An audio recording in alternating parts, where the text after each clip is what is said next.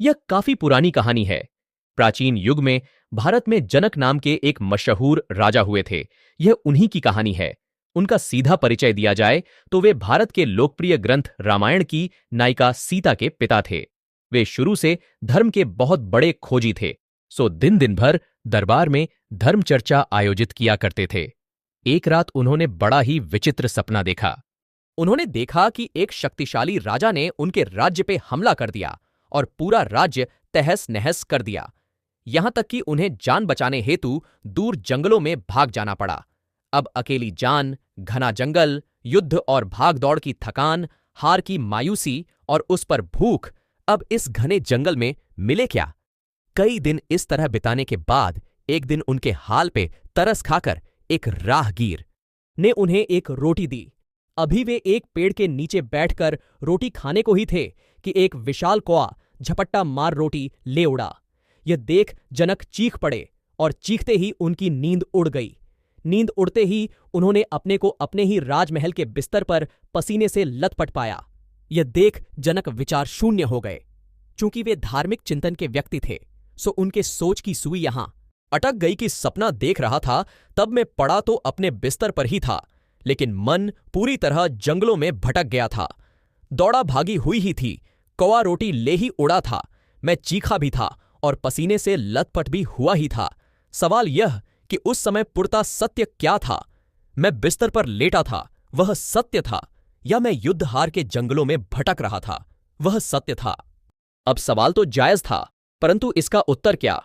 बस जनक उस क्षण से ही इसका उत्तर ढूंढने में डूब गए। इसके अलावा उन्हें और किसी बात का होश ही नहीं रह गया था। वे दिन रात दरबार में धार्मिक धुरंधरों को बुलाकर सवाल पूछा करते थे कि यह सच या वह सच। उनकी यह हालत देख परिवार वाले, मंत्री व अन्य सभी हितैषी बड़े चिंतित हो उठे थे। उनका काफी इलाज भी करवाया पर कोई फर्क नहीं आया। उधर धार्मिक धुरंधर भी उनकी जिज्ञासा का कोई समाधान नहीं कर पा रहे थे। यह खबर उड़ती उड़ती उस समय के परम ज्ञानी अष्टावक्र के कानों तक पहुंची। वे तुरंत जनक के दरबार में पहुंच गए। स्वाभाविक तौर पर जनक ने अष्टावक्र से भी वही सवाल दोहराया। अष्टावक्र ने तुरंत हंसते हुए कहा, महाराज, न यह सच न वह सच। जनक तो चौंक गए, क्योंकि अब तक जितने भी लोगों ने बताया था उन्होंने जनक की एक या दूसरी अवस्था को सच बताया था। खैर, इस हालत में जनक चौंके, यह भी उनकी वर्तमान दशा के लिए बड़ी उपलब्धि थी।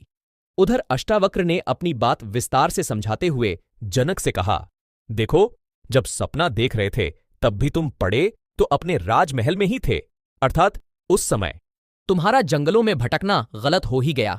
ठीक वैसे ही तुम सोचो कि वास्तव में तुम राजमहल में थे तो भी उस समय तुम्हारा चित्त तो जंगलों में ही भटक रहा था, अतः उस समय तुम्हारा राजमहल में होना भी गलत ही हो गया। जनक को बात तो समझ में आ गई, लेकिन फिर उनकी जिज्ञासा ने एक नई उड़ान पकड़ी। उन्होंने अष्टावक्र से हाथों हाथ पूछा, तो फिर सच क्या है?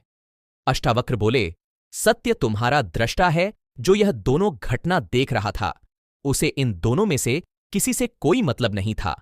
जनक की तो यह सुनते ही आंख खुल गई। उन्हें तो जैसे जीवन की दिशा ही मिल गई। अब तो उन्होंने जीवन का एक ही मकसद बना लिया कि चाहे जो हो जाए, मृत्यु पूर्व दृष्टा का एहसास करना ही है। खैर, बाद में अष्टावक्र ने एक गुरु की तरह जनक को उनके दृष्टा में स्थित भी किया। यह बातचीत अष्टावक्र गीता के नाम से बहुत मशहूर भी है। सार, बस हमें भी मानसिक ऊंचाइयां छूने हेतु जनक की तरह जिज्ञासु होना ही पड़ेगा। पूरा न सही, परंतु धीरे धीरे कर अपने दृष्टा होने का एहसास जगाना ही पड़ेगा। ये समझना ही पड़ेगा कि दुख सुख, ऊंच नीच, साजो सामान, रिश्तेदार, दोस्त और दुश्मन ही नहीं, हमारे अपने भावों के उतार चढ़ाव भी हमारे लिए अन्य ही हैं।